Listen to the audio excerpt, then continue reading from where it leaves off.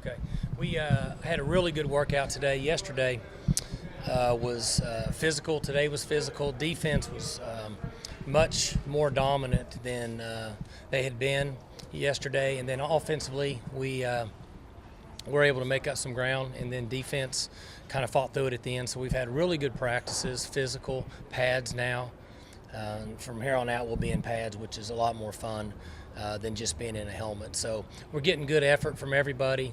Mason's coming around, making some plays. Obviously, Washington, Seals, Jarwin, those guys.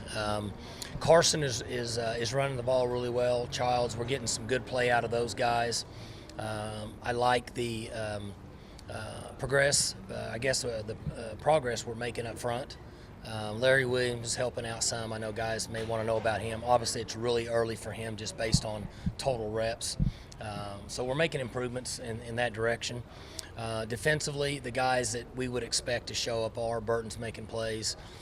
Chad Whitener's making plays. I like where the ends are at with Jarrell, Cole. Those guys they're coming along. At the safety spot, obviously Stearns is making some plays. Ramon's showing up some. Phillips is doing a nice job. So not anything out of the ordinary, but we're getting a lot of progress from the guys that we need to, and we're getting good effort, and their attitude and enthusiasm is very high. Two guys you didn't mention, I know he's just a pup, but you're starting to hear something about Marcus Keys on the offensive line. I know he's young. He's coming along. You know, he's got flexibility. He's 302 pounds now. He rolls his hips. It's important to him. He's going to be a good football player for us as he progresses and comes along with his strength and knowledge of defense. But he fits what we look for here at Oklahoma State. He loves to play the game. He's competitive. He's got a great attitude. Other end of the spectrum, this is an older guy that's now eligible, and that's Moncrief, the safety that transferred in. And I hear he's doing pretty decent. He makes some plays. Kevin Henry and Moncrief both show up, and they're making some plays. We'll know a lot more in a couple weeks. We've had 2 padded practices. It changes considerably in the first practice. And then next week, we have 3 days of pads. And then the next week, we should start to see some guys progress and kind of separate themselves. Like Justin Phillips is a guy who plays as a freshman in a big Bedlam game a couple years ago, then gets redshirted. What does it mean for a guy like him to come back and to take a back seat for a year to have an opportunity now? As a sophomore, it's a pretty unique situation. We would have liked to have redshirted him that year, and obviously we needed to play him. He ended up playing 72 plays against Oklahoma and in a bowl game. And we felt like that we would cheat him from total reps last year based on our depth. If you know that if we'd have known Ryan Simmons was going to go down, you don't redshirt him. But at that point, we made that decision, so we stuck with it. But you can certainly tell of the experience that he gained that first year that he's much different than what would be a redshirt sophomore. When you lose a Seth Jacobs and talk about losing Simmons, how important is it to have a guy like him who gets an extra year? I'm sure he worked on his body at that point to come back this year. Well, experience is the key in most everything that we do, and not only us but every sport. And when you have experienced players, they can make a big difference. And he's got that experience from just playing in those games late in his freshman year. Ramon was another guy who kind of had to take a back seat this year, but it seems like he'll have an opportunity to earn that starting spot again. I know it's early in spring, but no, he will. He will. You've seen that out of him. Well, he's going to get that opportunity anyway. He's out there now. With the ones, with twos, those guys rotate in, and he needs to become a starter. Even if he's playing the nickel position for us, he's that third corner, because in our league we have to use 3 corners a number of times. So he really should be considered a starter by the middle of August.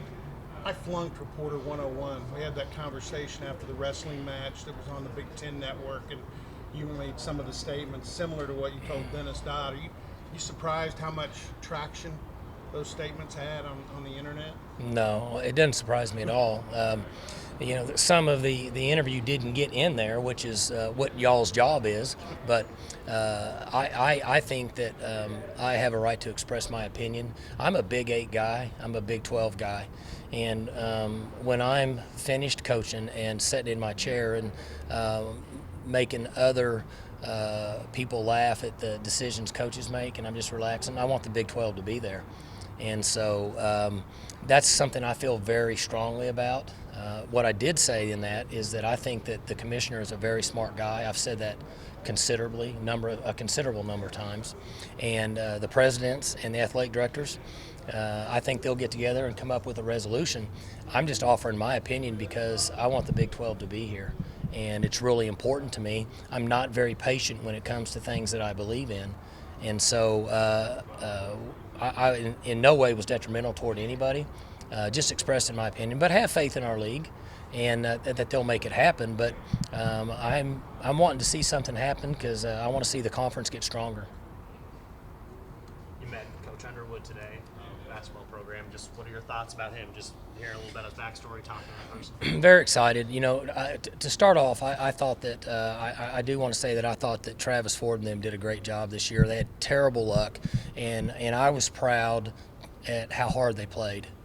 And it broke my heart in watching them at times, knowing that they were climbing uphill at times. And I was just thrilled at the effort that they put into the games. Sometimes it doesn't work out in our profession. That's just the way it is. But really excited about Coach Underwood, and met him today, visited with him for 10 minutes and his family. And I think that he will be a great addition for us. I noticed how he has embraced Coach Iba's family and Coach Sutton and the tradition here. And at Oklahoma State, I think that's very important. We have strong tradition in a tight-knit group. And, this is a college town. It's a great environment, and I'm excited. It's funny, I was watching their games during the tournament, and I didn't see the Notre Dame game, so I guess I should say I was watching his game. And I'm not a basketball guy, but I enjoyed watching his team play, and so I think he'll be great. And I don't know what his record was, like 83-1 or something. 53-1 or something. I mean, it's hard to go 53-1 in conference play against Air. So I mean, hope the guy can come over and help us out a little bit. He said he loved football, and I think that's good because he and I have to work together in recruiting and in a lot of different areas. And I guess 83 is a little much, but 53-1 in conference play is pretty impressive, especially when you play an equal number of games on the road. So very excited about him, very excited about his family.